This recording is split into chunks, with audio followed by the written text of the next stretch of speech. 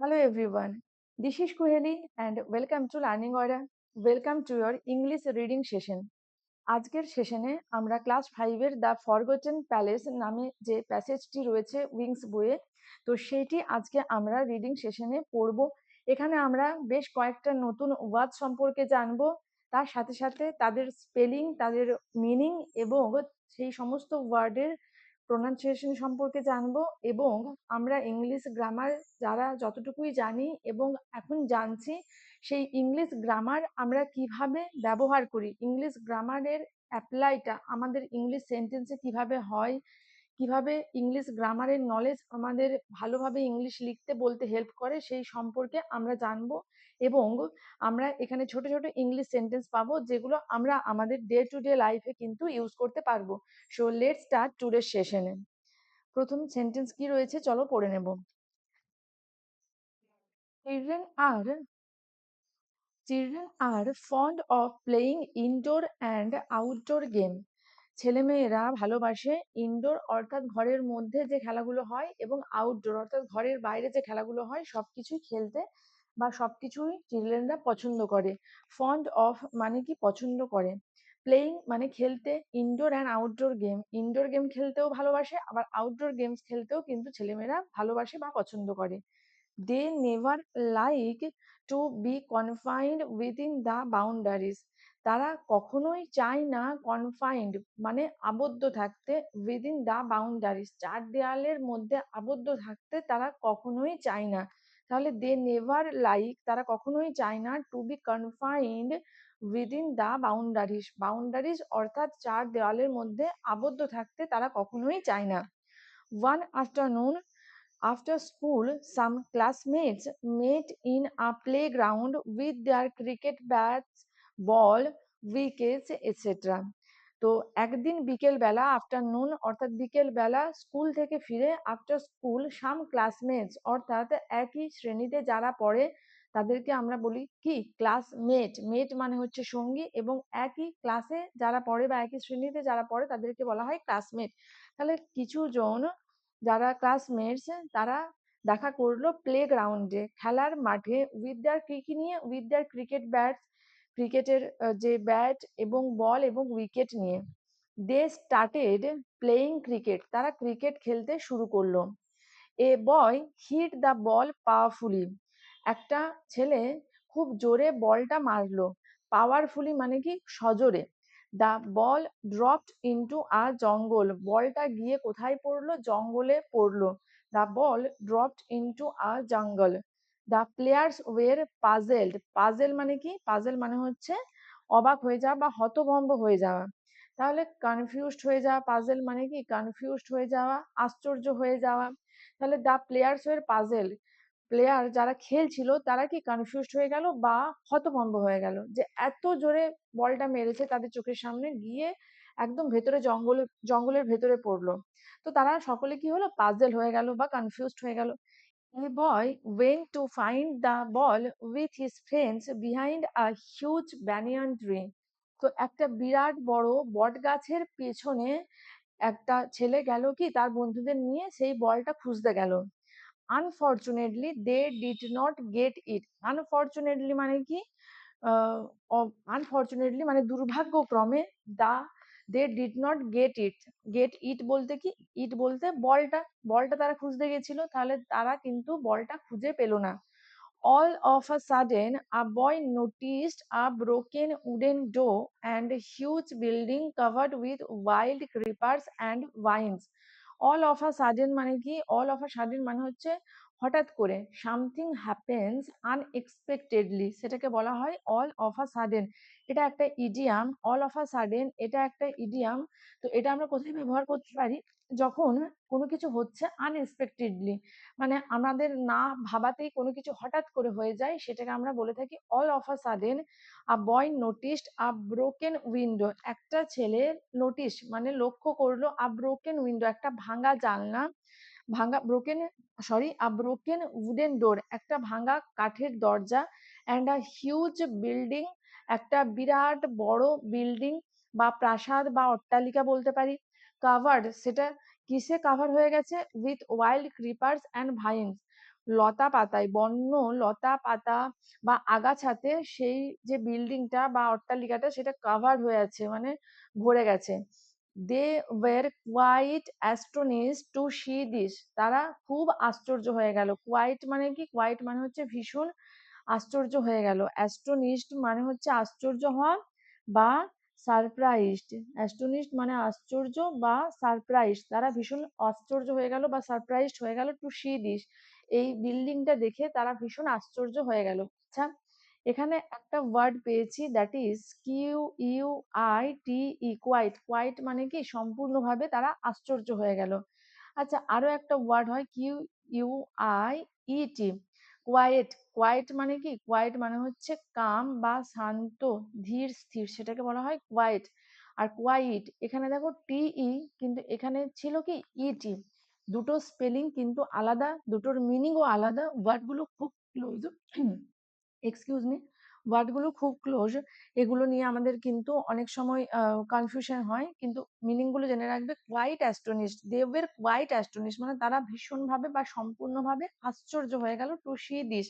This বলতে কি? This বলতে হচ্ছে that building, that huge building, যে জঙ্গলের মধ্যে এরকম একটা বিল্ডিং, তো সেটা দেখে তারা আশ্চর্য হয়ে গেল। এবার quite, Q U I E T, এই স্পেলিংটা আলাদা, যেটার মানে হচ্ছে ধীর স্থির বা শান্ত, কাম। কাম, এটার মানে হচ্ছে কাম।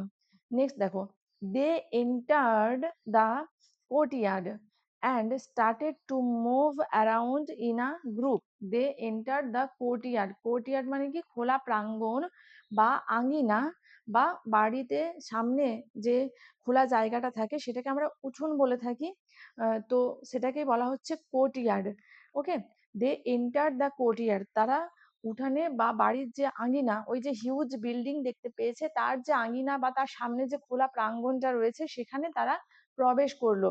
আচ্ছা, এখানে একটু মনে রাখবে, এন্টারের সাথে কিন্তু they enter into the courtyard বা they entered in the courtyard, enter এই শব্দটার পরে আমরা কিন্তু কোনো প্রেপোজিশন ব্যবহার করি না। আচ্ছা, এখানে দেখো, আমরা সবসময় মনে রাখবো এন্টারের সাথে, যখন এন্টার মানে প্রবেশ করা বোঝাচ্ছে, তারা কি বাড়ির যে আঙিনা বা খোলা প্রাঙ্গণ সেখানে তারা প্রবেশ করলো, সেক্ষেত্রে এখানে কোনো প্রেপোজিশন ব্যবহার করি না আমরা। এবার একটা হয় এন্টারের সাথে আমরা কিন্তু ইনটু, এন্টার ইনটু এই প্রেপোজিশনটা ব্যবহার করি যখন কোনো কিছুতে ইনভলভ হওয়া বা এনগেজ হওয়া বোঝায়, সেখানে কিন্তু এন্টার এই শব্দটার মানেটা চেঞ্জ হয়ে যায়। ওকে, তোমাদের কখনো যদি তোমরা দেখো আর কি এটার সাথে কোনো প্রেপোজিশন রয়েছে, তোমাদের কনফিউশন তৈরি হতে পারে, তাই আমি বলে রাখলাম। তাহলে আমরা মনে রাখবো এন্টার মানে হচ্ছে প্রবেশ করা, এবং এক্ষেত্রে কোনো প্রেপোজিশন আমরা এই এন্টারের সাথে ব্যবহার করি না। তাহলে they enter the courtyard and started to move around in a group, এবং তারা দল করে ঘুরতে লাগলো। তারা অনেকজন ছিল, তো তারা দুজন বা তিনজনের গ্রুপ করে করে বাড়ির চারপাশটাতে ঘুরে ঘুরে দেখছে। They found big pillars, pillar মানে থাম, তারা দুটো বড় বড়, তারা বেশ কয়েকটা বড় বড় পিলার দেখতে পেল। They saw birds of different species in the courtyard, সেখানে তারা দেখতে পেল কি? বিভিন্ন প্রজাতির পাখিদেরকে। ডিফারেন্ট স্পিসিস মানে কি? বিভিন্ন প্রজাতির। বার্ডস অফ ডিফারেন্ট স্পিসিস, তাহলে বিভিন্ন প্রজাতির পাখিদের তারা দেখতে পেল ইন দ্য কোর্টইয়ার্ড, বাড়ির উঠানে বা বাড়ির আঙিনাতে। It was full of different fruits bearing tree, আর সেখানে কি ছিল? বিভিন্ন রকমের বা ভিন্ন ভিন্ন রকমের গাছ, যারা ভিন্ন ভিন্ন রকমের ফল ধারণ করছিল, অর্থাৎ বিভিন্ন রকমের ফলের গাছ সেখানে ছিল। They spend their 30 minutes and got ready to return homeward, তারা সেখানে 30 মিনিটস অর্থাৎ 30 মিনিট বা আধ ঘন্টা কাটালো, and got ready to return homeward, এবং তারপর তারা রেডি হলো বাড়ির উদ্দেশ্যে রওনা দেওয়ার জন্য। হোম ওয়ার্ড মানে কি? হোমওয়ার্ড অর্থাৎ ডিরেকশন, হোমওয়ার্ড মানে হচ্ছে ডিরেকশন টুয়ার্ড হোম, টুয়ার্ড এ ডিরেকশন টুয়ার্ডস হোম, বাড়ির উদ্দেশ্যে তারা রওনা দিল। দে ফেল্ড থ্রিল্ড, থ্রিল্ড মানে কি? থ্রিল্ড মানে হচ্ছে তারা ভীষণ happy, very happy, very happy, or বলতে পারি কি তারা এক্সাইটেড, তারা ইলেটেড, ওকে, তাহলে they felt thrilled and decided to visit the place again, এবং মনস্থির করলো যে তারা পুনরায় আবার এই প্যালেস, প্যালেস মানে কি প্রাসাদ বা অট্টালিকা, হিউজ বিল্ডিং যেটাকে প্রাসাদ বা অট্টালিকা বলা হয় বা রাজপ্রাসাদ বলা হয়, তো তারা ডিসাইড করলো, মনস্থির করলো তারা পরে আবার এই প্যালেসটা অন্যদিন ভিজিট করবে, অর্থাৎ অন্যদিন তারা এইখানে আবার ঘুরতে আসবে। এবার দেখো এখানে আমরা একটা ওয়ার্ড পেয়েছিলাম থ্রিলড। থ্রিলড মানে কি ভেরি হ্যাপি বা ইলেটেড, তাহলে থ্রিলড এটাকে আমরা কিন্তু সাধারণভাবে ব্যবহার করতে পারি, আই ফিল থ্রিলড। ঠিক আছে, এই রকম করে এই যে যে নতুন ওয়ার্ড গুলো পাচ্ছ, নতুন সেন্টেন্সের স্ট্রাকচার গুলো পাচ্ছ, সেগুলো দিয়ে কিভাবে নিজেরা নতুন নতুন সেন্টেন্স করবে সেটাও কিন্তু তোমরা অ্যাট দ্য সেম টাইম ভাববে। তোমরা প্রয়োজন হলে তোমাদের খাতাতে লিখবে, কারণ এটা কিন্তু তোমাদের ইংলিশের যে ডেপথ, সাবজেক্ট ইংলিশ, এই যে সেন্টেন্স গঠন, এই যে তারপর ইংলিশ বলা লেখা, এই সমস্ত কিছুকে কিন্তু ভীষণভাবে হেল্প করবে। থ্রিলড মানে ভীষণ হ্যাপি বা তারা কি রোমাঞ্চকর একটা অনুভূতি, ঠিক আছে, একটা ভীষণ বলে না গা শিহরণ জাগানো একটা অনুভূতি, তো সেটাকে বলা হয় স্পেশালি থ্রিলড।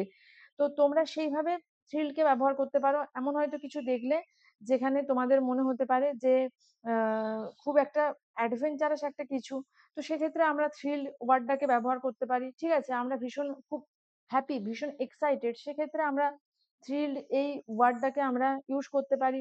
ঠিক আছে, যেরকম ধরো বলতে পারি যে when we reached Puri, we became when we reached Puri we became thrilled, আমরা পুরীতে পৌঁছালাম and we became thrilled, আমরা ভীষণ মানে হ্যাপি এবং আমরা ভীষণ খুশি হলাম।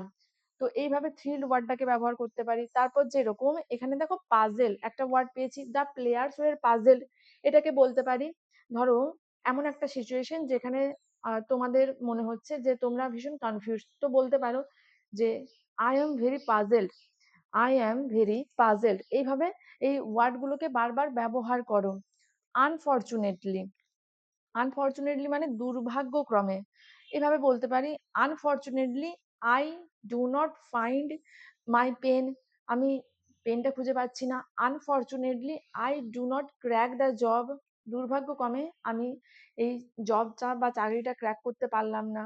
তারপর বলতে পারো unfortunately I score very low, আমি খুব কম নাম্বার পেয়েছি। এরকম ভাবে কিন্তু ওয়ার্ডগুলোকে নিয়ে তোমরা নতুন নতুন সেন্টেন্স তৈরি করো, তাহলে তোমাদের বলা প্র্যাকটিস হবে, অ্যাট দ্য সেম টাইম লেখা প্র্যাকটিস হবে। আর তোমরা যখন লিখবে তোমাদের স্পেলিং এবং তোমাদের যতবার ওয়ার্ডগুলোকে ইউজ করবে তত কিন্তু সেইগুলো তোমাদের অ্যাক্টিভ ভোকাবুলারির মধ্যে থাকবে। আমরা জানি যে আমরা যখন ওয়ার্ডগুলোকে পড়ছি, পড়ে সেটাকে যদি ব্যবহার না করি সেটা হয়ে যাবে কি প্যাসিভ ভোকাবুলারি, অর্থাৎ সেটা মেমোরিতে স্টোর হয়ে রয়ে যাবে, বাট সেটা আমরা কিন্তু টাইমে যখন আমাদের প্রয়োজন হবে মনে করতে পারবো না। কিন্তু সেটাকে অ্যাক্টিভ ভোকাবুলারিতে যদি আমরা ট্রান্সফার করতে চাই তাহলে কি করতে হবে, সেগুলোকে ভীষণ বেশি করে আমাদের ইউজ করতে হবে, তাই না? আচ্ছা, তো আমাদের কখনো কেউ বলে না যে, আমাদেরকে কখনো কেউ বলে যে সরি মানে দুঃখিত, থ্যাংক ইউ মানে ধন্যবাদ দেওয়া, থ্যাঙ্কস মানে ধন্যবাদ, এগুলো কেউ বলে না। এগুলো দেখো এগুলো কিন্তু ইংলিশ ওয়ার্ড, কিন্তু এগুলো কিভাবে আমাদের মানেটা কখনো আলাদা করে মনে করতে হয় না, বা কখনো কাউকে যদি বলার প্রয়োজন হয় যে আমি খুব দুঃখিত, তখন দেখবে আই এম সরি, এটা কিন্তু আমরা খুব ইনস্ট্যান্ট বলে ফেলি, তাই না?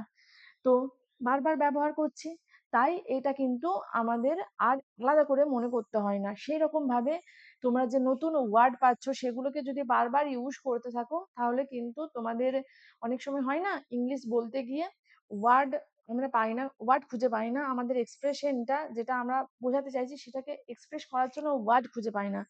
তাহলে কি এই যে ভোকাবুলারি গুলো মানে ওয়ার্ড গুলো আমাদের জানা, বাট আমরা সময়ে সেগুলোকে ইউজ করতে পারছি না, লেখার ক্ষেত্রেও তাই হয়। কিন্তু যদি এইভাবে আমরা করি, ডেলি আমরা ইউজ করতে থাকি ওয়ার্ড গুলোকে, তাহলে কিন্তু এই জিনিসটা আর হবে না। তো চলো শেষ করছি আজকের সেশন।